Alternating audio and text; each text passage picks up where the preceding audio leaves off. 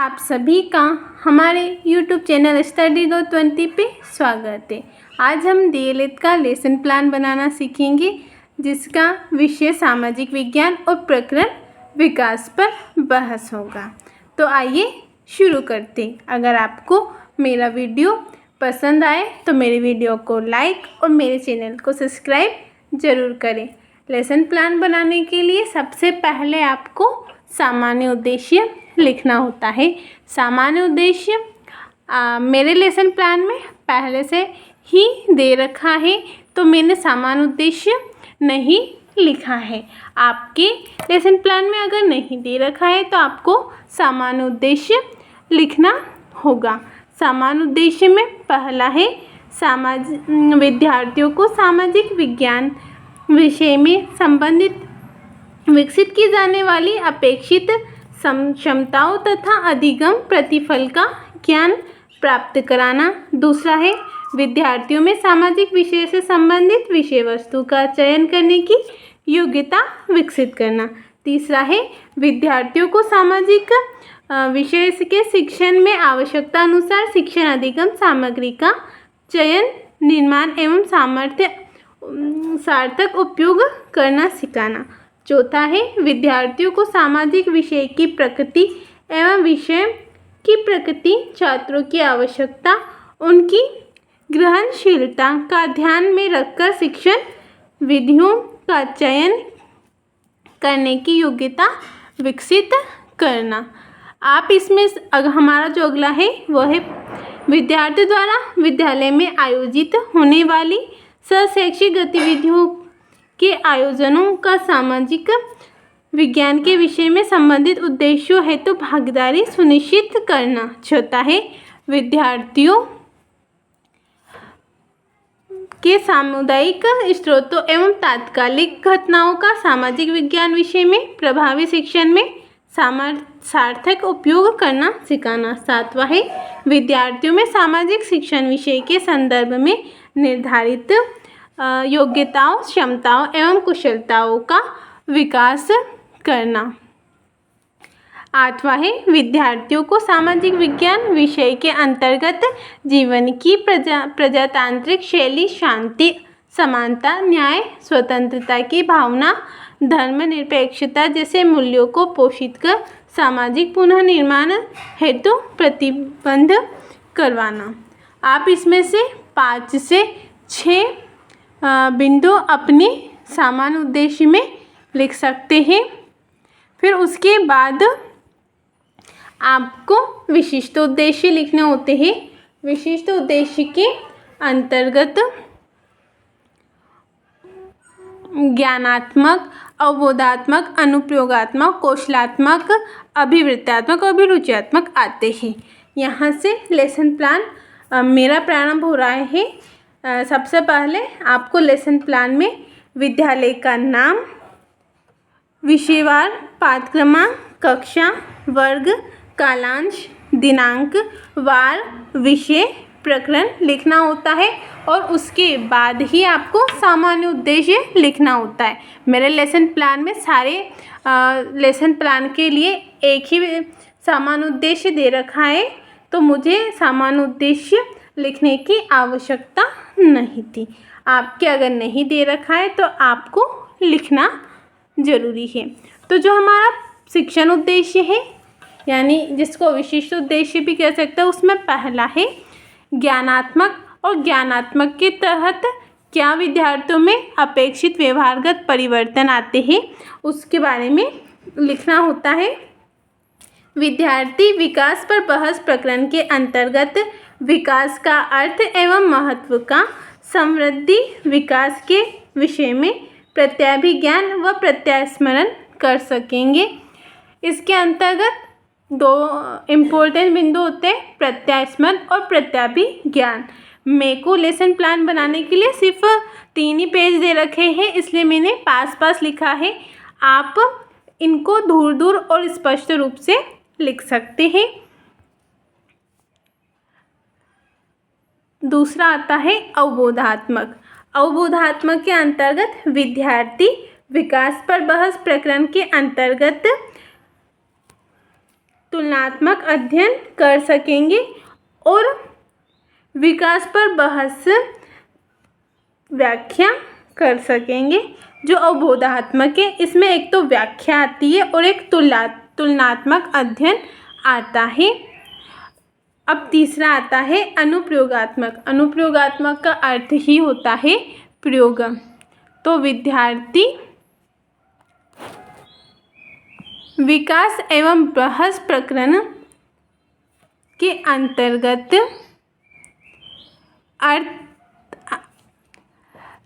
विद्यार्थी विकास एवं बहस प्रकरण के अंतर्गत विकास का प्रयोग भावी जीवन में कर सकेंगे। जो अनुप्रयोगात्मक है, अनुप्रयोगात्मक का मतलब ही प्रयोग करना होता है और विद्यार्थी जो सीखेंगे उसे अपने भावी जीवन में उस ज्ञान का प्रयोग कर सकेंगे। अगला आता है कौशलात्मक। कौशलात्मक के अंतर्गत कौशल विकसित कर सकेंगे। तो विद्यार्थी विकास का पर बहस प्रकरण के अंतर्गत चित्र, चार्ट आदि बना सकेंगे एवं इसके प्रति कुशलता विकसित कर सकेंगे। जो कौशलात्मक होता है, बच्चे कौशल सीखते हैं, जैसे चार्ट बनाना, मानचित्र बनना, ये सब कौशलात्मक के अंतर्गत आता है। ज्ञानात्मक में हमने प्रत्याभि स्मरण और प्रत्याभि ज्ञान के बारे में समझा। अवबोधात्मक में तुलना और व्याख्या के बारे में समझा। अनुप्रयोगात्मक में हमने प्रयोग करना कि जो सीखा गया ज्ञान है उसका भावी जीवन में बच्चे प्रयोग कर सकेंगे। कौशलात्मक, जब बच्चे सीखेंगे तो कौशल उत्पन्न कर सकेंगे, जैसे चित्र बनाना, मानचित्र बनाना, चार्ट बनाना आदि। फिर उसके बाद हमारा अगला जो शिक्षण में उद्देश्य है वो है अभिवृत्त्यात्मक। अभिवृत्त्यात्मक का अर्थ ही होता है अभिव्यक्त करना। विद्यार्थी विकास पर बहस प्रकरण के अंतर्गत सकारात्मक दृष्टिकोण स्थापित कर सकेंगे और अभिव्यक्त कर सकेंगे। और अगला जो है वो है अभिरुचात्मक। अभिरुचात्मक के अंतर्गत विद्यार्थी विकास पर बहस के अंतर्गत विकास का अर्थ एवं समृद्धि के अध्ययन के माध्यम से सामाजिक विषय में रुचि ले सकेंगे। अभिवृत्त्यात्मक के अंतर्गत हमने सकारात्मक दृष्टिकोण से अभिव्यक्त कर सकेंगे और अभिरुचात्मक में रुचि उत्पन्न कर सकेंगे। फिर आता है शिक्षण सामग्री। शिक्षण सामग्री वे होती है जिसके अंतर्गत जब आप बच्चों को पढ़ाएंगे तो जो जो वस्तुएं प्रयोग करेंगे वे सब शिक्षण सामग्री के अंतर्गत आती है, जैसे बोर्ड, सुधाकांत, लपेट फलक, क्षारक, संकेतक आदि। फिर आती है शिक्षण विधि। शिक्षण विधियाँ जिस विधि द्वारा आप बच्चों को पढ़ाएंगे वे सब शिक्षण विधि में आती है, जैसे कि प्रश्नोत्तर विधि, व्याख्यान विधि, प्रदर्शन विधि। पूर्व ज्ञान के अंतर्गत बच्चों को जो आपका प्रकरण है, जैसे विकास पर बहस, उसके बारे में पहले से क्या ज्ञान था वो पूर्व ज्ञान के अंतर्गत आता है। जैसे विद्यार्थी विकास पर बहस प्रकरण के अंतर्गत सामान्य जानकारी रखते हैं। फिर आती है प्रस्तावना। प्रस्तावना के अंतर्गत 4 से 5 प्रश्न पूछे जाते हैं और जो अंतिम प्रश्न होता है वो समस्यात्मक होता है। प्रस्तावना प्रश्न बनाते समय आपको ये बात का ध्यान रखना है कि जहाँ से आपका पहले प्रश्न का उत्तर प्रारंभ होता है उसी उत्तर से दूसरा प्रश्न चालू होता है।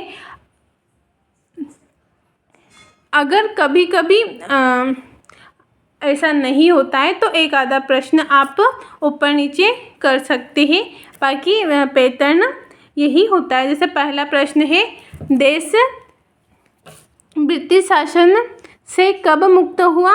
तो 15 अगस्त 1947। 15 अगस्त 1947 से हमारे देश कैसे शासन लागू हो गया? लोकतंत्र।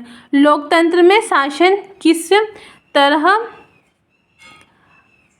सफल होता है? जनता के विकास से। और जनता विकास के विषय में आप क्या जानते हैं, या जन विकास के बारे में आप क्या जानते हैं। तो ये हमारा समस्यात्मक प्रश्न होगा। अब जो हम बच्चों को पढ़ाएंगे वो इसी बारे में पढ़ाएंगे, जो कि हमारा प्रकरण है विकास पर बहस, ठीक है, जो कि जनता के विकास से संबंधित होगा। तो जो उद्देश्य कथन है वो है विद्यार्थी। आज हम विकास पर बहस प्रकरण के विषय में विस्तार से अध्ययन करेंगे। जो विकास पर बहस विषय है उसके बारे में आप बच्चों को अब समझाएंगे, जिसमें आपको शिक्षण बिंदु, छात्राध्यापिका क्रिया, छात्र क्रिया और श्यामपद कार्य लिखना होता है। मैंने श्यामपद कार्य नहीं लिखा है क्योंकि मैंने लेटेस्ट अभी वीडियो बनाया है। आप जो भी बच्चों को पढ़ाएंगे वो श्यामपद कार्य के रूप में, जो आखिरी कॉलम है श्यामपद का, उसमें लिखना होता है।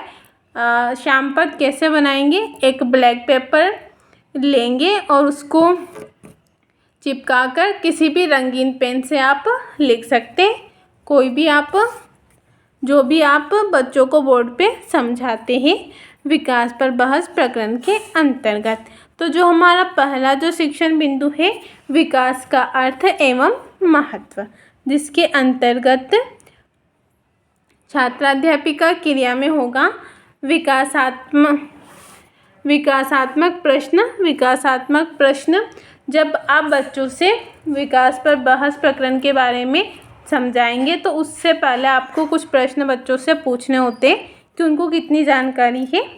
वही विकासात्मक प्रश्न होते हैं, जिसमें आपका पहला प्रश्न है शहरी क्षेत्र और ग्रामीण क्षेत्र में क्या अंतर है।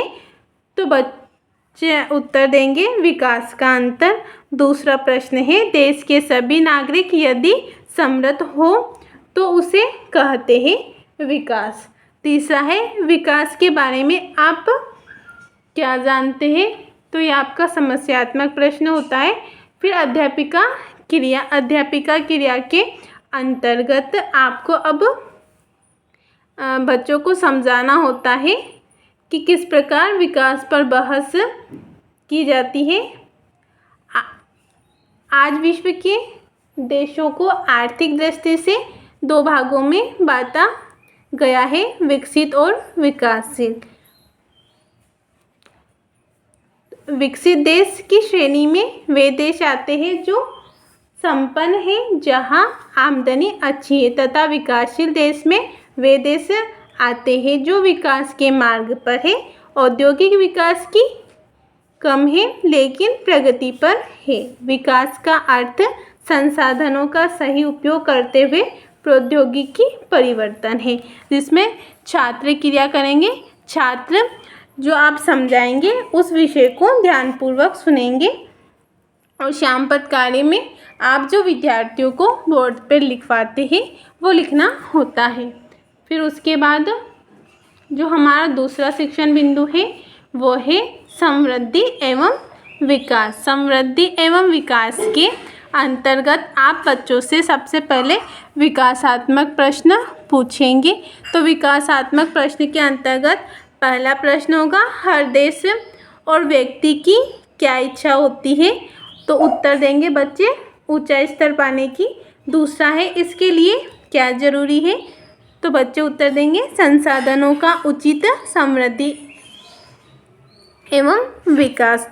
और तीसरा है किसी भी वस्तु या प्रक्रिया के उत्तरोत्तर बढ़ना क्या कहलाता है। तो ये होता है विकास। और जो हमारा अंतिम प्रश्न होता है समृद्धि विकास के विषय में आप क्या जानते हैं। ये समस्यात्मक प्रश्न है जिसके बारे में आपको बच्चों को समझाना होता है। छात्राध्यापिका कथन में आप बच्चों को समझाएंगे कि विकास के साथ साथ समृद्धि शब्द का भी प्रयोग किया जाता है।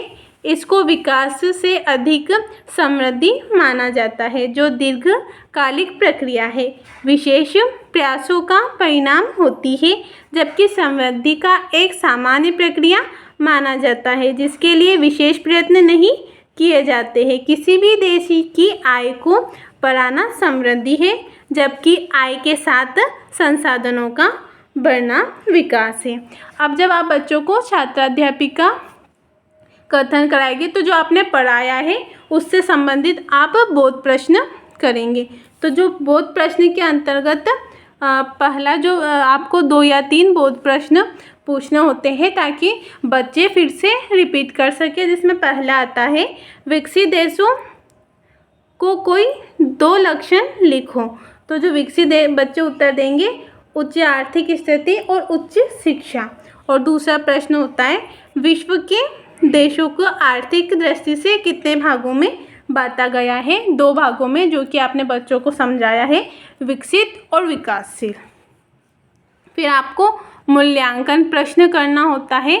मूल्यांकन प्रश्न में वस्तुनिष्ठ प्रश्न आते हैं, रिक्त स्थान, सत्य असत्य, अति लघुतात्मक, लघुतात्मक। और फिर आपको बच्चों को गृह कार्य देना होता है, जिसमें आपका वस्तुनिष्ठ प्रश्न में पहला प्रश्न है निम्न में से कौन सा देश विकासशील है? तो अब शब्द में आप लिखेंगे, जैसे अ में फ्रांस, ब में अमेरिका, स में भारत और द में जापान। आपको बच्चों को उत्तर नहीं बताना है, बच्चे स्वयं इसका उत्तर करेंगे। रिक्त स्थानों की पूर्ति कीजिए, जिसमें पहला प्रश्न है अधिकतम देश पहले किसी अन्य देश की अधीनता, विकसित या पिछड़ा।